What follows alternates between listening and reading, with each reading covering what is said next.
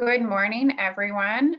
I welcome you to the second session for the 2020 and 2021 Virtual Community Behavioral Health Forum. I am Tricia Malott. I am the county's Behavioral Health Coordinating Council Supervisor and am very happy that we have been able to find a way to continue what is now in our fourth year, but an annual event that has historically been held in person, and that we found ways to be able to still reach individuals to increase awareness and education, reduce the stigma associated with mental health, and bring relevant topics to people within our community. This ties into one of the overarching goals set in the Mental Health Action Plan that the McLean County Board established in 2015. We have been fortunate to have a county board that continues to support moving forward with the Mental Health Action Plan and this event. We have been lucky to have groups of people come together every year to plan the forum, identify what sessions our community needs, as well as a number of presenters who give their time each year that we do this to share information with you. So this morning's presentation is Ending the Silence for Families, and our presenters this morning are Colleen O'Connor and Neil Iden. Colleen O'Connor is both credentialed as a CPS and a CADC. She is an educator and mental health professional. She initiated and coordinates McLean County's school-based mental health education and suicide prevention program, which is NAMI Ending the Silence, through Project Oz and NAMI Mid-Central Illinois. In this role, she provides education to all students in public junior high schools and high schools in McLean County. She also serves as the executive director of the local chapter of the National Alliance on Mental Illness, NAMI Mid-Central Illinois. Neil Iden has a bachelor's in social work and is a social worker with a focus on mental health and homelessness. He works with NAMI Illinois and our local NAMI Mid-Central affiliate as a facilitator of mental health support groups. He works at Project Oz as a homeless youth case manager. Neil has been presenting Ending the Silence in McLean County since the program began in 2016. So before Colleen and Neil get started, I just want to give a few housekeeping tips, which is that all questions will be answered at the end of the presentation. In your menu bar within GoToWebinar, you have either access to the chat feature or a questions box.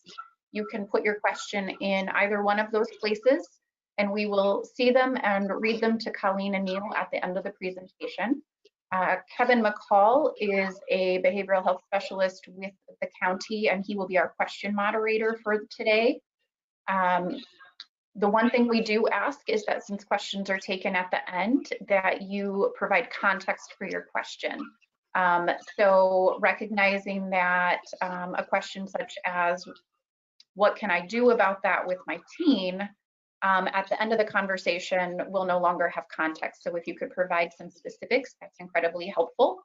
The other piece of information is that there is a handout for today that you should also have access to, that you should be able to download. And if you do not get it today within the live webinar, we will provide a link to it on our website with all of the other recordings after the fact, and we usually get that taken care of within a week after each presentation.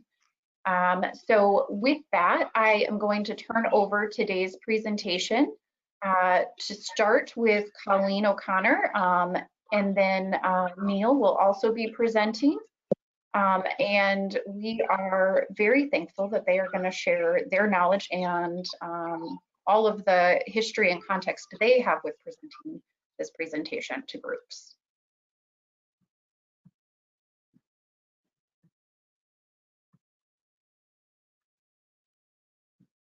All right.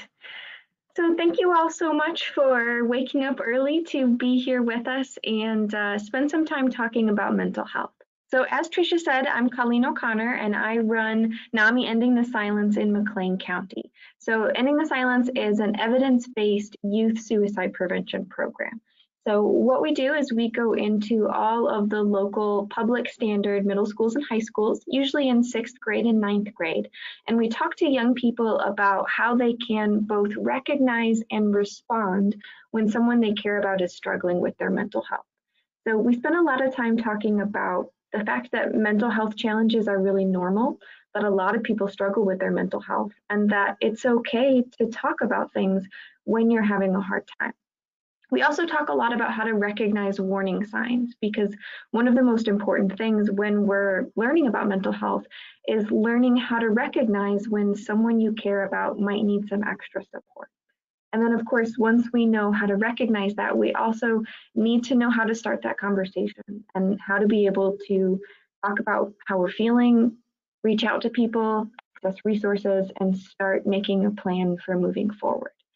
So that's what we do with young people, but it's also really important that we consider parents and teachers and families and how all of the adults in a young person's life impact their health and their ability to start to feel better and recover when they're struggling with one of these challenges. So the goal today is to learn more about the role of families and adults and how, as a team, we can help to make sure that the young people we care about are getting the support that we need. So that's what I do professionally. And then I also want to share that this presentation and this topic is very personal for me. So I struggle with my mental health. I started struggling when I was 10 years old. And a lot of the information that I'm going to share today is information that I really wish the adults in my life had had. When I was growing up, a lot of my family members, my teachers, didn't understand how to recognize the warning signs when I was struggling with depression and anxiety. So it took several years of me really deteriorating and being in a lot of pain before I started getting support and getting help and starting to feel okay again. My mom actually did a similar course just a couple of years ago and said that she could see looking back how many of the warning signs I had that she just couldn't recognize at the time. So my goal is that this information will help you maybe think about some of the young people that you care about. And if they're already struggling, maybe it'll help you notice some of those things and figure out how to start that conversation. And if there aren't young adults in your life that you're worried about, this is great information to have just on hold, just in case it ever does pop up. So first thing I'd love us to do is I see that we have some people who have joined us already. I would like you to virtually raise your hand, meaning if you could type yes or something like that in the chat, if you can relate to either of these three things. If you have ever been worried that a young adult that you know might be struggling with their mental health. If you have ever wondered if a behavior was normal teenage behavior or a warning sign, or if you have ever felt unsure about how to start a conversation with a young person that you're concerned about. If you can relate to any of those, if you can go ahead and type yes or something similar. And forgive me, I'm not terribly familiar with this platform, but it does look like we've got some comments starting to chime in. So the reason that I want to start that way is because a lot of times when it comes to mental health, we experience these things. We worry about people. We have these situations come up in our families and in our friend groups and the people we work with, but we don't always share that. There's a lot of stigma attached to mental health. So sometimes when we're dealing with these things, we feel like we're the only ones. We feel like we're alone. We feel like other families aren't experiencing what we're experiencing, even though so many families are working through these challenges. So I just want, I just want to remind us that this is not something that we are doing in isolation, and it is something that we can tackle together. Okay, just a moment, sorry. So as we talk about mental health, we also want to recognize that mental health impacts more than just how someone feels emotionally. Mental health, sorry. Mental health impacts all of these different aspects of a young person's life. It does affect their thoughts, their feelings, their behaviors, but it also extends to many different realms. And as I look at this list here, it really makes me think back to when I was in middle school and high school and some of the ways that my mental illness interfered with my ability to just live a normal life. For example, when I started struggling with depression, it made it really difficult for me to get out of bed and go to school. So even though I really cared about school and I really wanted to do well, it was really hard for me to attend, to just be there. And that made everything so much more difficult. Once I could show up, it impacted my ability to learn, because when someone is struggling with their mental health, it can be really hard to focus. It can be really hard to put energy into learning when you're spending a lot of your energy just trying to stay alive and process everything that's going on. And then it also made it really difficult for me to feel close to people. So I started pulling away from some of my best friends. I stopped engaging with my family. I isolated a lot, and it was really hard for me to see that there were people who cared about me because I felt so alone. And then we also have over here long-term success. So when a young person is struggling with their mental health, it's really hard to plan for the future. It's hard to work on goals. It's hard to think about what comes tomorrow, let alone what comes in 5 years or 10 years. So when someone is struggling, it can reach into all of these different areas and make it so hard to grow, to thrive, to plan, and to reach any of those things that they hope to do. That really just emphasizes how important it is that we start with mental health. Because if a young person is struggling in these other areas and they're also struggling with their mental health, that's where we need to begin, is we need to help them process what's happening, learn coping skills, and find a way to start feeling okay before we start trying to tackle these other areas. So let's look at some numbers.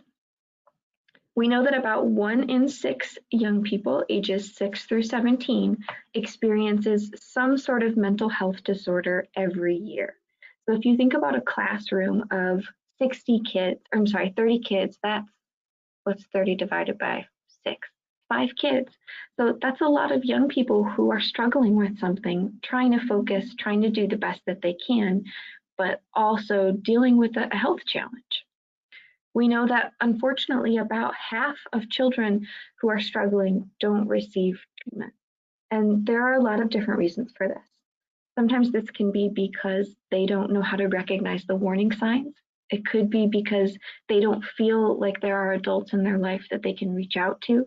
It could be because of stigma, because it is really scary sometimes to talk about the things that you're struggling with. And it could also be because of a lack of resources and not feeling like treatment is accessible.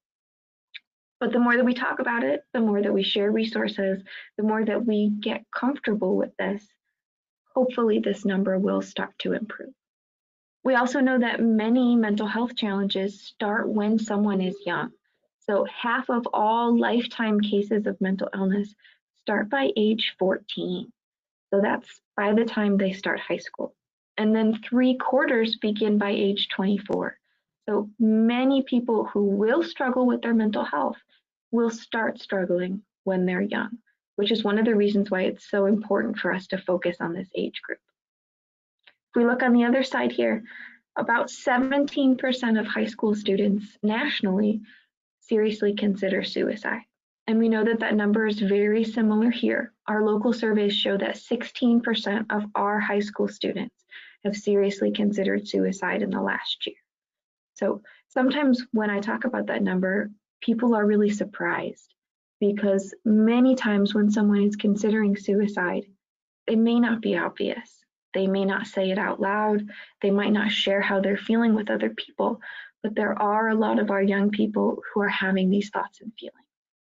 And then we also know that these experiences have a direct, measurable impact on what a young person's future might look like. We know that high school students who are experiencing depression are twice as likely to drop out of school, and they're also more likely to encounter the juvenile justice system.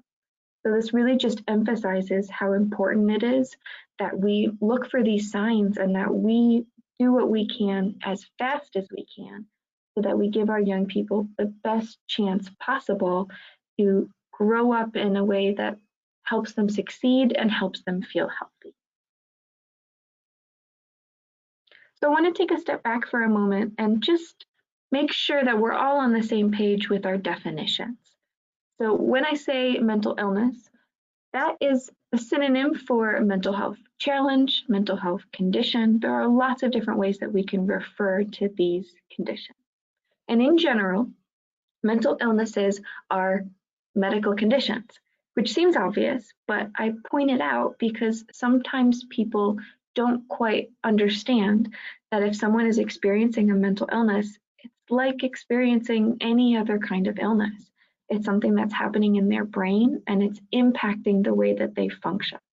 So it's like having asthma or diabetes. It's something that is affecting their body. It's not something that they're making up in their head. So because these conditions affect the brain, they primarily change thoughts, feelings, and behaviors. Just like other types of health conditions, there's a spectrum of severity. So some mental health challenges may be mild, they might be moderate, they might be severe, and there's a whole range of how much of an impact they might have on someone's life.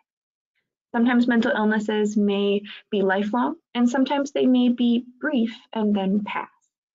And then they also can be caused by either internal factors or external factors. Again, just like other types of illness. So sometimes people will start to struggle with their mental health because of factors like biology. You know, when I was 10 and starting to struggle, it wasn't because something was happening outside of me. It wasn't because I was in a situation that was terribly stressful. It's just because this is the way that my brain works. But then sometimes mental health challenges can be impacted by outside factors like trauma and prolonged stress. And that one in particular is especially important right now because so many of us are experiencing prolonged stress, especially our young people. So it makes sense that more of our young people are struggling with some of these mental health challenges as we continue in this very stressful time. So on the screen here, we have a bunch of different examples of types of mental health conditions. And they're arranged not based on, size and how common they are. Like OCD jumps out at us on the screen here. That doesn't mean that it's the most common mental health challenge for young people. These are just some of the different kinds. In fact, some of the most common mental health challenges for young people are depressive disorders, anxiety disorders, and behavior disorders like ADHD. As we talk about what mental health conditions are, I also want to spend a moment talking about what they're not. So I mentioned that mental illnesses are not something that someone just makes up. It's also not a sign of weakness. Sometimes when we have someone in our life who's struggling with their mental health, we might think that there's something wrong with them. And not in the sense that they have an illness, but in the sense that they're just not strong enough to handle life. And I think sometimes we miss out when we think that way. We miss out on seeing that person's strength. We miss out on a chance for compassion. And we miss out on recognizing the fact that having an illness does not make someone weak. And it's also not something that they should be ashamed of. So if a young person is struggling with one of these conditions, it doesn't mean that they're not good enough. It doesn't mean that it's their fault. And it doesn't mean that they have anything to be ashamed of. Just like we wouldn't want them to feel ashamed if they had asthma. It just means that they need extra support from the adults who care about them. So at the beginning, I talked about some of our goals, primarily being that we want to be able to recognize when a young person needs help, and then we want to be able to respond. So this is what that's going to look like today. We're going to start with talking about those warning signs. Then we're going to move into reaching out and responding when we're trying to have that conversation with a young person we're concerned about. Then we're going to talk about how to work with school staff and a young person in your life. And then we're also going to talk a little bit about resources and opportunities for support. And that's the handout that was referred to at the beginning, has a list of resources in McLean County and national resources that might be able to provide some extra support.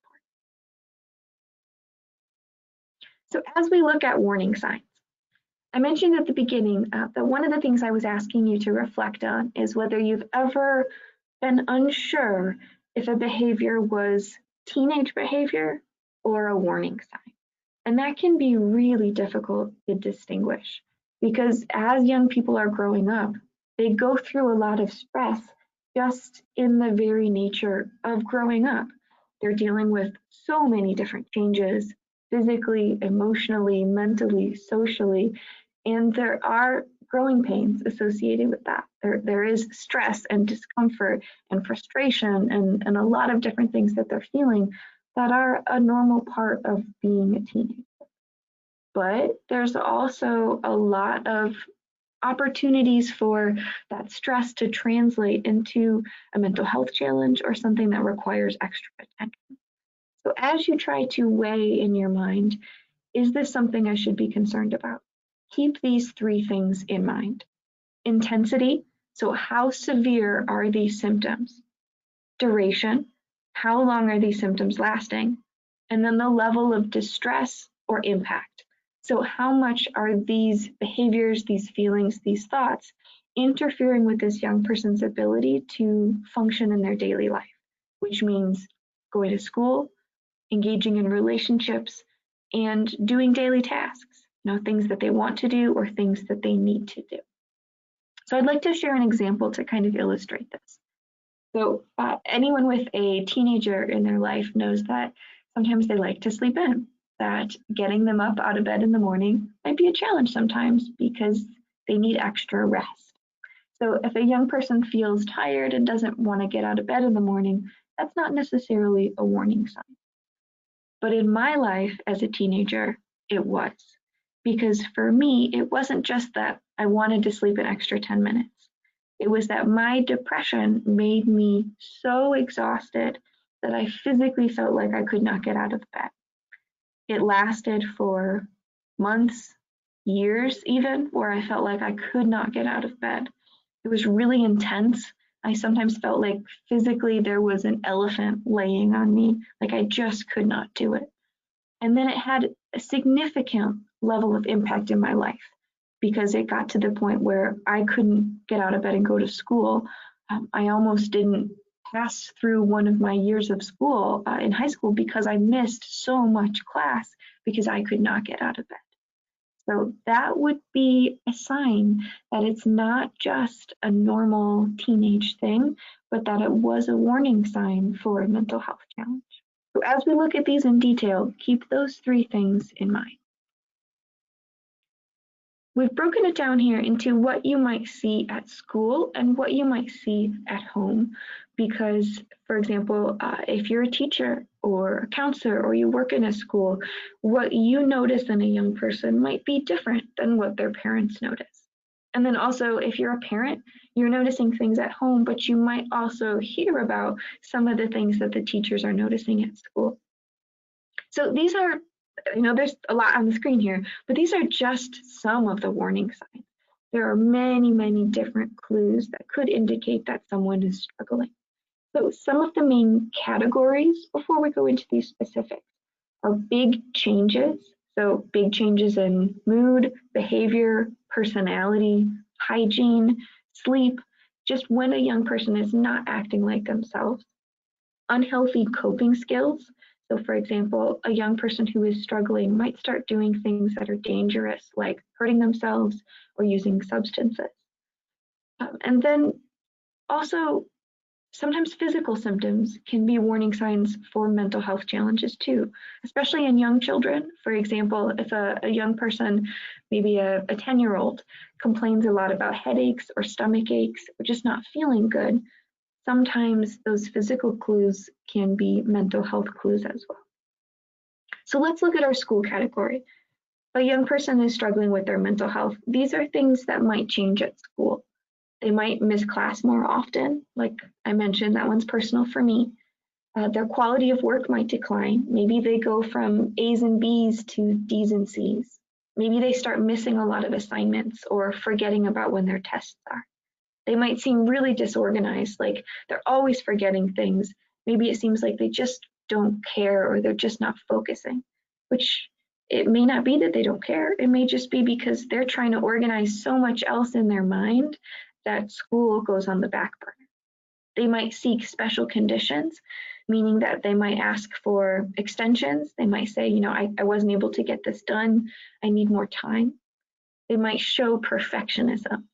This is another one that I really relate to because when I was in school growing up, I would vacillate between being too exhausted to do anything and being really focused on doing everything perfectly. And that was part of my anxiety, that I felt like if it wasn't perfect, then it wasn't good enough.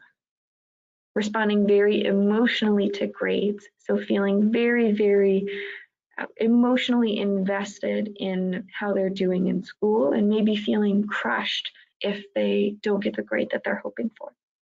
And then they might also talk about things that feel very concerning, like violence, thoughts of death, feeling hopeless, or feeling isolated, and that might come up in their schoolwork. For example, one of the adults in my life who played a big role in helping me recover was my English teacher. And it was because she read my poems. So she got to hear about what was going on in my head because I turned those assignments into her. And that gave her the opportunity to say, Colleen, you're writing about some things that make me really concerned. Do you need support? So it's important to recognize all of these different ways that someone who works with young people in a school environment might notice that something is happening in their life or in their brain. And now let's look at our home category. And of course, there's some overlap, right? Like our first one here, feeling sad or hopeless or empty. You might see that at school too. So sad, hopeless, empty, big warning signs that someone is not feeling good. Having difficulty sleeping, experiencing a high activity level at night. So any change in sleep can be a warning sign, whether it's sleeping all the time or having a lot of difficulty going to sleep. Lying and making up stories. That has a really negative connotation here, but what I mean by that is that sometimes someone who is struggling might kind of start trying to connect the dots because they're not really sure how to explain things or how to describe how they're feeling. And they might come up with explanations for things, trying to make things make sense. They might seem highly reactive to rejection and criticism, kind of going back to those emotional responses to grades, like feeling like anything that doesn't go well is overwhelming. They might often be running late, rude or irritable, forgetful, misplacing things, and they might be very isolated and not want to participate. For example, I went from having a close relationship with my family to not wanting to do anything with my family and mostly just coming home, shutting the door, and not wanting to engage with anyone. So these are some of the things that we want to keep an eye out for. Okay, I'm going to just run through this really quickly. So I'm going to give you a brief description of a struggle that a young person might be going through. And I just want you to think about, is this likely to be a warning sign, or is this likely to be one of those normal growing pains? So here's our first one. Josie is in 9th grade, and lately she's been starting to spend more and more of her time alone. She used to have a solid group of friends, but lately she doesn't seem to be hanging out with any of them. She also seems to be pulling away from her family, and it seems like she doesn't want to participate in anything that the family is doing together. When her family asks how she's doing, she doesn't seem willing to talk about it. She says, "I'm fine." She shuts the door. So think about that for a moment. If you were in Josie's family, would you be worried that this might be a warning sign? Or would you think that this is probably a normal part of growing up? So you're welcome to share if you have a thought. You're welcome to share it in the chat with us. Some of the things that I notice in that story is that it's not just her friends or her family, it's both of them. So for me, that would indicate that this could be a warning sign. If it was just that she didn't want to spend time with her family, well, maybe that's a normal teenage thing, but also pulling away from friends, isolating from everyone, and not being willing to talk about it would all be clues that this could be a warning sign for a mental health challenge like depression. So here's another one. Eric, also in high school, has been unusually irritable this week. He seems anxious and on edge. It seems like everything is making him frustrated, and he doesn't want to spend any time with his family. It's also finals week. So some similar things going on here, especially not wanting to spend time with family. But this one would make me more inclined to think that this may not be a warning sign. This may be because he's stressed out about finals. So in either of these circumstances, I would respond pretty similarly. You know, just because Eric might not have a mental health challenge doesn't mean that he's not struggling right now. You know, he might be having a really hard time and needs some extra support, just like Josie does. So it doesn't necessarily impact what we're going to do next, but it is a good idea to just kind of go back to those three things. How long is it lasting? You know, is it just for finals week, or has it been happening for months? How intense is it? And how much is it getting in the way? And use that information to help you move forward. Okay. Next, I'm going to spend a moment talking a little bit more about suicide. So a few quick numbers here. We know that the suicide rate for young people is increasing. We know that it's the second leading cause of death for young people, despite the fact that overall it's the 10th leading cause of death. So for young people, it is definitely a higher risk situation. And then for our high schoolers, here's what we know about the last year. Nationally, about 8.6% of high schoolers have attempted suicide. 17.7% have seriously considered. And then when we talk about our LGB youth, they're at a higher risk for seriously considering suicide. You'll notice that the T is not included. This does not include information about trans youth who also have a higher risk of suicide. And I want to mention that this statistic is not due to the fact that young people are questioning their gender or their sexual orientation. It's due to discrimination and lack of acceptance. So young people who experience bullying, young people who experience families that aren't supportive are at a higher risk for considering suicide. I'm going to talk a little bit about both risk factors and warning signs. So risk factors are like ice on the road. They don't necessarily mean that someone is going to struggle with suicide, just like ice on the road doesn't mean that someone will definitely get in an accident, but they do increase the risk. So a young person who has previously attempted suicide, who has experienced traumatic life experiences, whether that's abuse, neglect, stress in their life, such as a divorce, losing a parent, discrimination, anything like that, having symptoms of a mental health challenge, or being involved in bullying, all of these things increase the amount of risk that someone may consider suicide. And then some of the clues that you might notice if a young person is thinking about this. They might start talking, writing, or drawing about death. But I want to mention that it's not always as obvious as you might think. A young person who is considering suicide might not come up to you and say, "I'm thinking about suicide." But they might say things like, "I wish I could just disappear. I feel like I can't do this anymore. This has all gotten to be too much for me." So keep an eye out for things that are less direct but still concerning. They might also talk about having no reason to live or feeling like a burden. They might say that no one would care if they weren't here, or things might be easier if they disappear. They might also just not seem to be interested in things anymore. Maybe they feel like they can't get out of bed, can't brush their hair, can't read their favorite book series, can't text their best friend back. Maybe it just feels like nothing in life feels good anymore. That could be a sign that they're reaching a breaking point. A few more that aren't on the list but are also important. Behaviors like giving things away sometimes can be a strategy for saying goodbye. Feeling hopeless, desperate, or trapped, which I think a lot of our young people are feeling as this prolonged, stressful experience carries on. And then reckless behavior, doing stuff that's dangerous and could hurt them and not caring if something happens.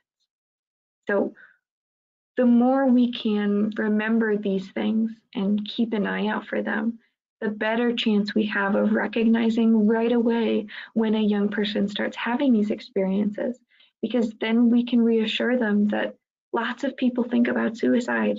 It's not weird to think about suicide. It's pretty common, especially when everything is difficult, but that doesn't mean that they have to attempt suicide. There are lots of things that we can do to get through those really painful feelings and stay safe and stay here and start working towards a different future.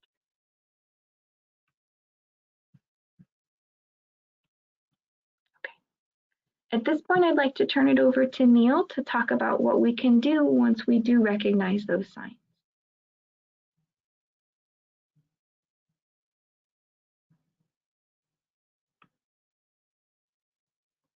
So Tricia, let me know if I need to do anything on my end. Okay.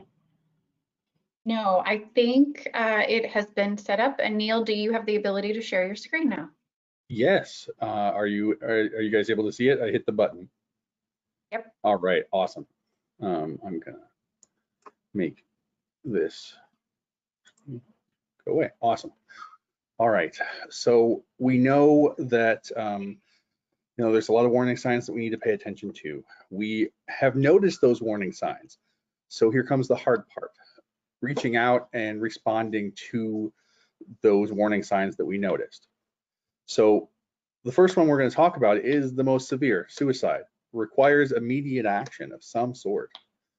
If we believe that a young person, or anyone for that matter, this works for anybody, is considering suicide, ask the question directly. Don't shy away from the word. Don't be scared by it. If you ask somebody if they're thinking about suicide, you're not going to put that idea in their head. If they were feeling that way, the fact that you're asking and using the word and being open about that is going to give them an opportunity to say, well, no, I'm not thinking about suicide. I'm just really sad. Okay, let's talk about how you've been really sad lately. Or if they are thinking about suicide, you've just broken that stigma and given them an opportunity to discuss that thing that they have not been discussing. Don't leave them alone. Make certain that someone is there with them. Make certain that they have support. If necessary, if someone is thinking about suicide, and maybe you're not sure how to go about giving them the help that they deserve, give a call to, you could call at any hour. You can call the suicide hotline. That number is going to be changing sometime later this year, I think. But locally here, you can call PATH, because PATH does answer for the National Suicide Prevention Lifeline locally. So simply dialing 211 would get you there. Now, if you were to call 911 instead, you would end up getting somebody there ASAP. If it is not necessarily an immediate concern, maybe they're not necessarily thinking about suicide, but do need to reach out, that handout has a lot of different resources, different places to call to get counseling or other mental health support. All right. So when someone is dealing with a mental health concern, obviously you want to talk directly to them. But you think that our young people, their friends are going to be the first line. And this is the thing, some of these things that we talk about in the schools when we go is, if you're not feeling comfortable talking with an adult yet, tell your friends, reach out to the people that you care about. If your child is dealing with this, talk to their friends as well. Let them know that you care and that you want to be supportive, and make certain that that your child is getting the backup support that they need. Checking in with the schools, making if there is a concern, their teachers, their counselors at school should be aware of that. And lastly, if you have not just their medical doctor, but if you have any other mental health treatment that you are looking for, or they're actively getting, making certain communicate with them the concerns that you have and what you've already shared and discussed with them.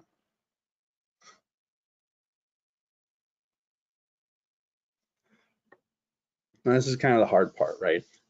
Starting that tough conversation, because at this point you have already realized that there's something going on, and it is possible that they might not be ready to talk, or they might not respond the way that you would hope. And so the most important thing when starting a conversation with somebody is to be non-judgmental. You want to let them know that they're safe to say whatever that they need to say to you, to share whatever is going on, so that you can be there for them. I really like this one in the gray box. Maybe tell me more about what's happening. Maybe if I understand better, we can find a solution together. That communicates the fact that you are trying to work together with them, that you are allying with them to try to handle things. And giving them an opportunity to openly share what's going on gives them the opportunity to be honest about what's going on. Now you can see the yellow box there. Sometimes parents aren't necessarily the right person to talk to. Maybe they're not ready to talk to you about it. If you know that they're not really willing to have that conversation, it's like, is there somebody that I can put you in touch with? I'm really concerned. I would like to help out, and if you're not ready to talk to me, that's fine. But is there somebody that we can get in contact with that you would like to talk with? Again, making certain that you have that set up so that they feel comfortable sharing what's going on. But again, the main point is to approach the situation non-judgmentally and give them just an opportunity to tell you what's going on in a way that gives them the support they deserve. I'm going to skip that video here, sorry. So let's say you've had that conversation with your child. They have explained some of the concerns that they have going on, and then it falls on you to check in with the school, make certain that they're aware of what's going on, so they can provide the sort of support that that they need. Now, right now, depending on what's going on here with you and your family and our great situation here, they might not be seeing as much of your children because they're all virtual at this point.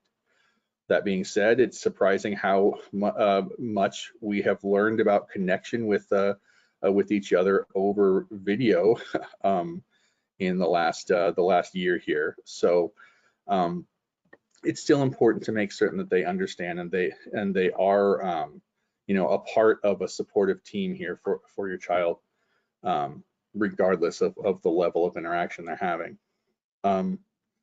When you're talking with them, again, this is common, whether it's their teacher, whether it's an administrator, whether it is one of the counselors at the school.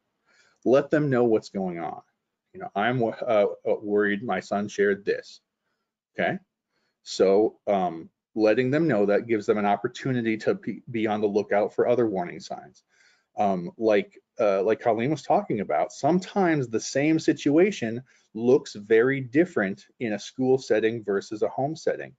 And if there's good communication between you and the school, we might see two different aspects of the situation and be able to help out better.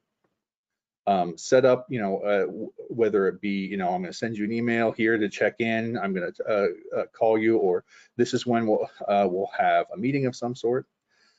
If there are some accommodations that they could make, maybe, we know that someone is having a really hard time attending class, having a really hard time with homework, asking what changes could be made to accommodate them, whether that be temporary or permanent, in order to help them with the level of support that they deserve.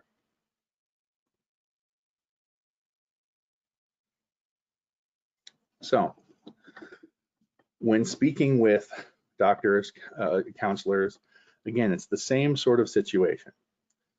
You're going to start just by letting them know what it is that is going on. And again, it's not your job as parents or family members to diagnose your children. Even if you have the credentials to do that, it's probably best to save that for a neutral party. Let them know what you've seen. Here's what I've noticed. Here's the things that have been going on. Then ask them, it might be a situation where these are specific warning signs for very specific mental health conditions. Ask them if there's tests or other evaluations that they can do to determine if a diagnosis is appropriate for your child. Whether it is or isn't, ask for referrals to counseling, to something specific as necessary. Now, especially if a diagnosis is warranted, or maybe just some signs, do research on your own. See what there's a lot of other parents out there who are in similar situations, and there's a lot of good data out there, about various mental health conditions that adults or kids might have. So make certain that you know what's as much as you possibly can about whichever condition that you think you or your child might be dealing with.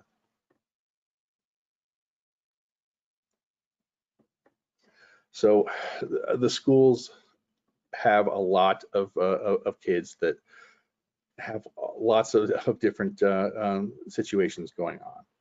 We saw our numbers earlier. We talked about how common mental health conditions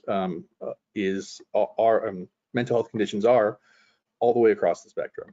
But making certain that you're working as a team with them and in communication with your child is important. They can provide the level of support when you're not able to, when they're at school, or whether it's still a large portion of their lives, even if they're doing that from your living room. Making certain to keep an open line of communication so that, oh, well, hey, I noticed this today. Maybe it would be a good idea to check in with them about that. And being open to them sharing their observations with you so that you can provide the proper support. Now, as you may or may not know, if there are some major concerns that would be long-term and require some changes, the schools can do that. They can develop an individualized plan for them that would help meet some of those needs, but only by working in concert with counselor and teacher and your child will you be able to access that for them.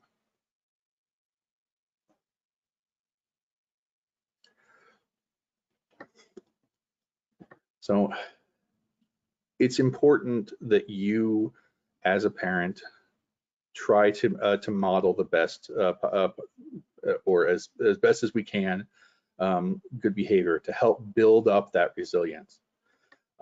We've talked a lot about mental health conditions or specific mental illness, but but mental health just in general is a thing.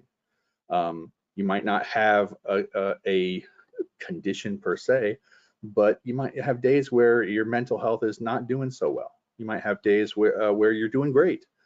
But building up that resilience, building up that good support network is important for helping our children deal with this. Teaching them to build a good support network with people that they care about, and being able to share that those positive regard back and forth can really make some of the bad situations that they could be in feel a lot better. Help them with goal setting. Make certain that that goals are smart. Oh, hello. Sorry. That they are set with a reasonable time and pace. Give them that the opportunity to realize that success comes in steps, so that they can celebrate that. It's really important to make certain that that children have a routine, a specific pattern that they follow. It can really be helpful, especially with anxiety. Knowing that it's the time for this can feel really good. Making certain that breaks are part of that schedule. It is great to make certain that you have the ability to relax, and that's okay to enjoy yourself and have time that isn't so structured. Try to have a positive outlook and try to share that with them, knowing that that there are positive things that are happening even in the negative situations, that we can identify the excellent things that are happening, to take some gratitude for it. And knowing that that having good things and then sharing them out, making certain that that we are sharing our positivity, sharing our skills, sharing our emotions with those around us can help us all feel really good about things. All right. I don't have this written down, so you guys are probably going to see this, right? So this is another situation here that I would like to for us to go over based on what we've learned so far. There we go. All right. Until about 4 weeks ago, Daniel was very active with after-school activities, did homework on his own, was doing pretty good. He enjoyed video games and hung out with friends on the weekends. However, about 4 weeks ago, you notice that he complains about being sick to his stomach. He has to stay home from school pretty regularly, which is causing him to fall behind. He's quit some of the clubs that he'd served on at school, the different after-school activities, and he's focusing more on video games. When you asked him about not spending so much time outside or with friends, he got really, really angry, which is not normal for him. He doesn't really talk at dinner. He looks like he's got a lot on his mind, but just gives one-word answers pretty regularly. And you really have to ask at this point, these are warning signs. You're worried about whether he's okay. His teachers have reported that his grades are slipping, and they just really don't seem to be able to get through to him. The other day, he told you that he wanted to give his new laptop to a friend, brand new one, because he didn't feel like he needed it anymore. So how are we going to take what we've been talking about here and apply that to Daniel? Well, I think that we can see a lot of those warning signs, the losing of interest in the things that that he was doing, the giving away of important belongings, the withdrawing, and it's been for 4 weeks. It's been a while, and so at this point, it's important to approach him, to engage him. Now, the giving away of belongings tells me specifically that Okay, then I'm concerned that Daniel's thinking about suicide. So that's how I'm going to approach him. Daniel, I've noticed that you've been withdrawing. I've noticed that you have been stepping away from the things that you used to care about. Your grades have been slipping. You've always been a really great student. And giving away your brand new laptop is really concerning to me. I'm really worried, Daniel. Are you thinking about suicide? Again, pointing out the things that you noticed right away is a good way to start that conversation. But then I'm directly asking the question, Daniel, are you thinking about suicide? And his answer is gonna change what I do. Again, he could say, well, no, it's just this. Okay. Then I've started that conversation. He knows what I've seen, that I've shared with him that I'm paying attention, that I've seen these things.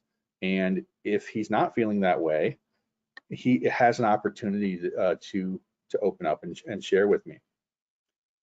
Now, let's say that he does say that he is thinking about suicide.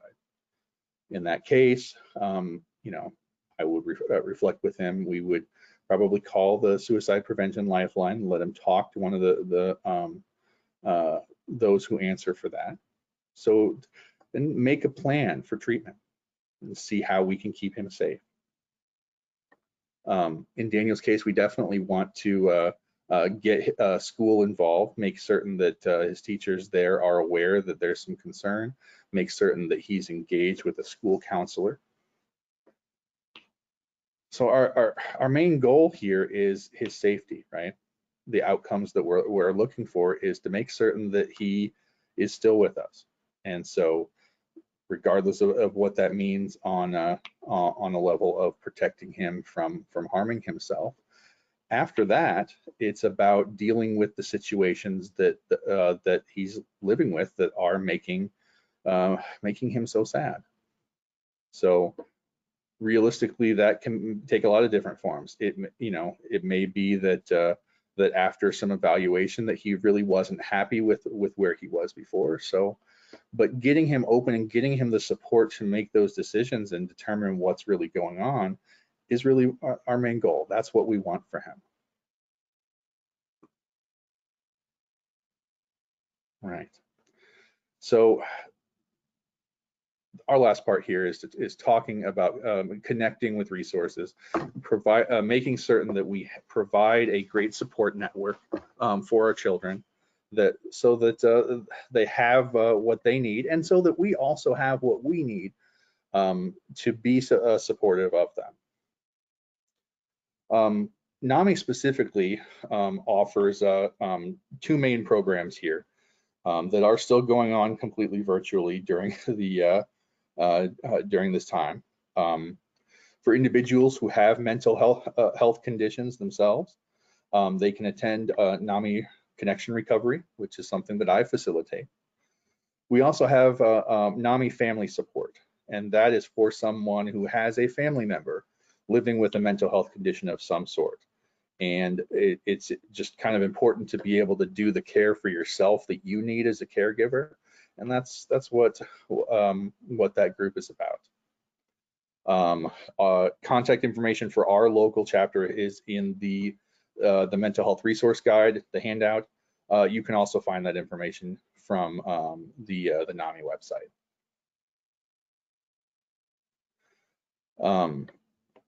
Colleen and I present Ending the Silence, like we said, for 6th and 9th graders currently in every public school in McLean County.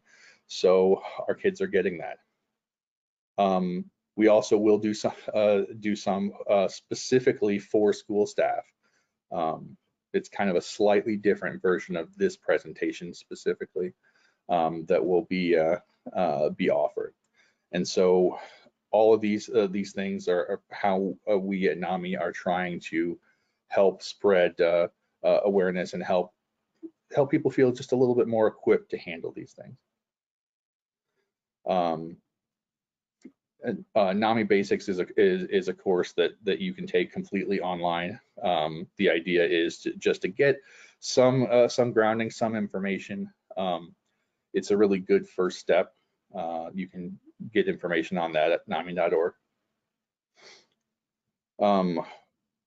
Also, NAMI operates our helpline and a 24-hour crisis text line that could be used. It could link us up to any resources at any time. So, all right. Well, I think at this point here, that is all we have of the presentation. So we'd love to move on to your questions.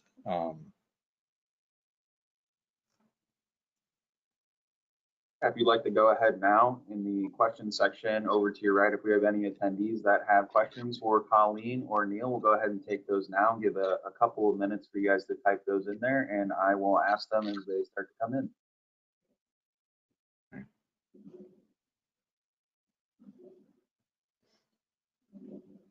As we think about if we have any questions, I also want to talk about another education opportunity, which is youth mental health first aid, which the McLean County Health Department coordinates.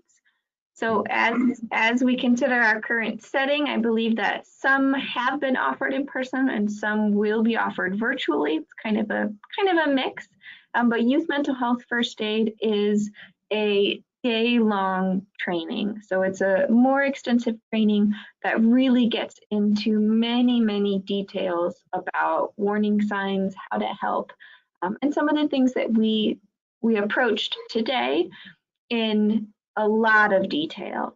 So if you are thinking that the information that you learned today is helpful and that you would also like more information, we encourage you to reach out to us. We also encourage you to contact the health department and ask about when the next training class may be for that course.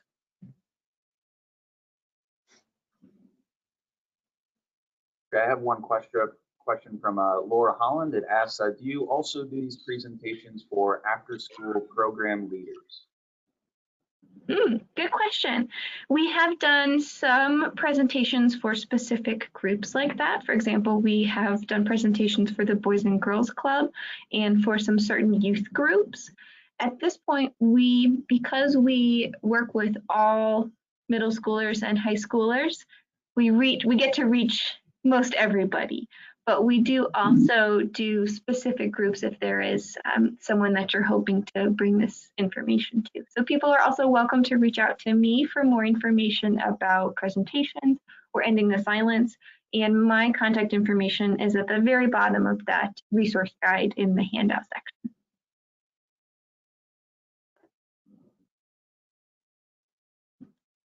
Okay. I'm not seeing any other questions yet. I have one question for you though, kind of as a recap. If you had to give one tip to someone who's a non-professional approaching a youth or adolescent that you think is suicidal, what would that be? Just one general tip or trick, whatever you want to call it. What would that be? I've got some. I'm sure Neil's got some too.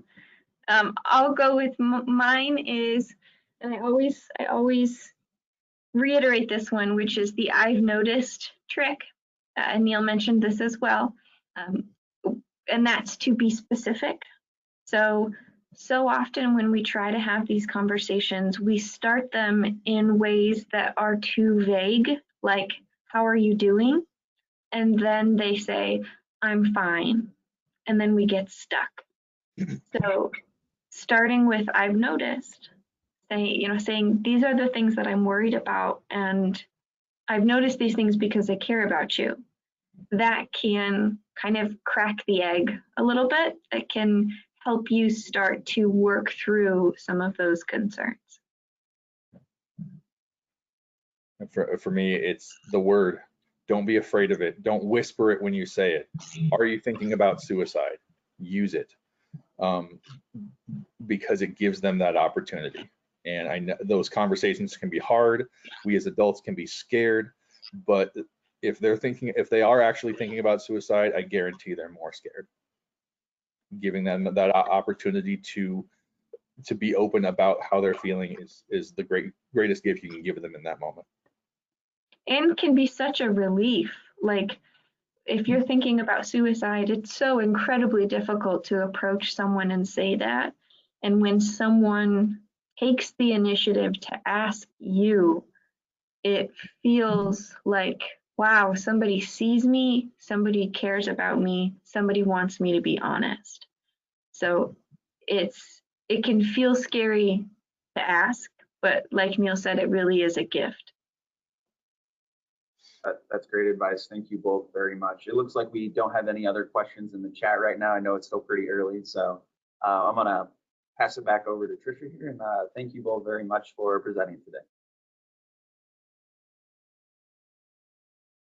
I second that. So I want to thank you, Colleen, and you, Neil, for sharing both the professional knowledge that you bring to the table, and specifically to you, Colleen, for sharing some of your personal experiences as an adolescent, and even the perspective of your mom and looking back and what that process has been like. I can certainly see how that can help build the connection as you present to middle schoolers and high schoolers. But also in this context of adults, parents, teachers, recognizing what someone has been through and what it looked like for them, and also then being able to see the great things and the ways that you have used it to help other people and what you've done. But the experiences that you both brought today, I think, are so incredibly helpful. And you know, we know that this topic is relevant regardless of timing, but you know, where we are all living in a period where we're more isolated than ever before, you know, we know people are struggling, and that includes our kids. And so I think I'm really thankful that this presentation occurred. I might possibly ask that we do another live one at some point, or we may just replay this one and put it out on Facebook or something, because I think it has so much relevance and will continue to. I haven't read this, but it looks like we may have another question that came in. Is that right, Kevin? If you're looking in the chat there, that was just me linking to the events page for a future presentation. Okay. I just wanted to make sure that I didn't miss anything before we concluded. So thank you again for your presentation. To everyone who attended, we are thankful that you joined us and continue to join us for presentations. And don't forget to click and download the handout for today, but in the event you miss it, it will be available on the county website within the next week. So I wish everyone a happy holiday season and a safe day and a lovely Thursday. So thank you. Thank you.